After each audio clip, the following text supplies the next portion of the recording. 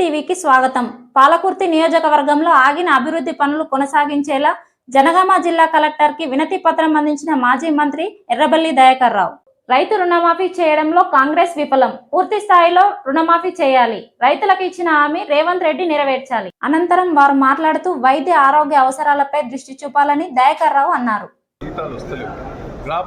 సిబ్బందిని కూడా కొంత పెంచాలి, మరి కార్మికులను కూడా ఇంకా పెంచాలని కూడా టెంపుల్లో కానీ అక్కడ కానీ ఇక్కడ కానీ పెంచాలని రిక్వెస్ట్ చేసినాం. మెయిన్ రుణమాఫీ దయచేసి నేను ప్రభుత్వానికి రిక్వెస్ట్ చేసేది, రాజకీయాలకు అతీతంగా మేము అంటున్నాం. మేము అందరం టీఆర్ఎస్ పార్టీ కావచ్చు, కానీ దీంట్లో రైతులు ఉన్నారు. మీరు ఇచ్చిన మాట నిలబెట్టుకోండి రేవంత్ రెడ్డి గారు, మీరు ఇచ్చిన మాట నిలబెట్టుకునే ఏర్పాటు చేయండి. దాన్ని మోసం చేసే ప్రయత్నం చేయకుండా నా నియోజకవర్గం బాగా డెవలప్మెంట్ చేశాను కేసీఆర్ గారి నాయకత్వంలో, దాన్ని అద్భుతంగా తయారు చేశాను.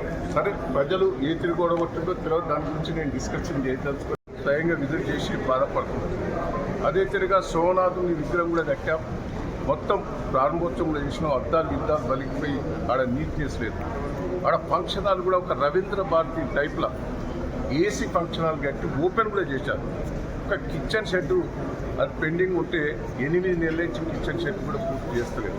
ఇవన్నీ కూడా టూరిజం హోటల్ 25 కోట్లతో ముఖ్యమంత్రి గారు స్వయంగా గతంలో మాజీ ముఖ్యమంత్రి గారు స్వయంగా మంజూరు చేస్తే టెండర్ అయింది. టెండర్ అయిన దాన్ని కూడా ఆఫ్ చేయడం జరిగింది. పాలకుర్తి సెంటర్ ప్లేస్ కాబట్టి దాన్ని 50 పడకల హాస్పిటల్ కూడా మంజూరు చేసి డబ్బులు కూడా రిలీజ్ చేసింది. ఇంతవరకు కూడా ఏం లేదు. వేరేది కూడా మంజూరు అయినాయో పనులు మొదలవుతాయి, ఇదో కావాలని పెండింగ్ పెట్టారు. ఇంకే ప్రతి దగ్గర సెంటర్ లైటింగ్, వలిమిడి దగ్గర సెంటర్ లైటింగ్, కొడకళ్ళ మీద సెంటర్ లైటింగ్, దేవురుపుల మీద సెంటర్ లైటింగ్, అదే తొర్రూరు మీద సెంటర్ లైటింగ్, అన్ని రోడ్ల మీద కూడా పెట్టాం. టెండర్స్ అనేవి వాటిని కూడా పూర్తి స్థాయిలో చేస్తలేదు.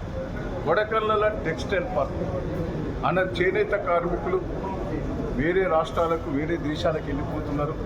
మన చేనేత కార్మికులను మనం కాపాడుకోవాలని వాళ్ళందరి కోసం టెక్స్టైల్ పార్కు దాదాపు 60-70 ఎకరాలు స్థలం కేటాయించి డబ్బులు కూడా రిలీజ్ చేశాం. దాన్ని అట్లే పెండింగ్ పెట్టారు. దేవురుపులో కూడా సెంటర్ లైటింగ్లు అన్నీ కూడా పూర్తి చేశాం. అట్నే సెంటర్ లైటింగ్ కూడా పూర్తి చేసి అవన్నీ కూడా పెండింగ్ పెట్టారు. అదే తిరిగా పెద్దమడూరు బ్రిడ్జి, చిన్నమూరు బ్రిడ్జి, వాగుల మీద టెండర్స్ అయిన వాటిని కూడా ఆఫ్ చేయడం జరిగింది.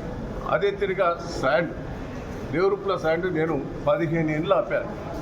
అక్కడి నుంచి పోతే రైతులు ఏదో లోకల్లో వాడుకోవచ్చు, కానీ ఇళ్లతో దాంట్లో దీంట్లో వాడుకోవచ్చు అని నేను ఒప్పుకున్నాను. కానీ బయటికి పంపించడం జరుగుతుంది. దయచేసి శాండిల్ కూడా దాన్ని ఆపాలి, ఎందుకంటే రైతులకు ఇబ్బంది అయితే మళ్ళీ బోర్లలో నీళ్ళు ఉంటాయి, బాయిలల్లో నీళ్ళు లేకుండా పోతాయి. కాబట్టి ఆ వాగు మీద చెక్ డ్యామ్ కట్టాం, చాలా అద్భుతంగా తయారు చేసాం. మళ్ళీ ఉష్క తోలితే మళ్ళీ ఇబ్బంది ఉంటుంది. దయచేసి వీటన్నిటి కూడా ప్రభుత్వం దృష్టి తీసుకుపోవాలి. రెండోది, మొన్న వర్షాలకు కూడా కొన్ని ఇళ్ళు కూలిపోయినాయి, అవి ఇమ్మీడియట్లీ మంజూరు చేయాలి.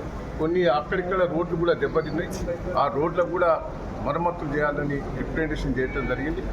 సర్పంచులు గత సర్పంచ్ పీరియడ్లో పాపం ఉత్సాహవంతంగా కొన్ని మంజూరైనాయి.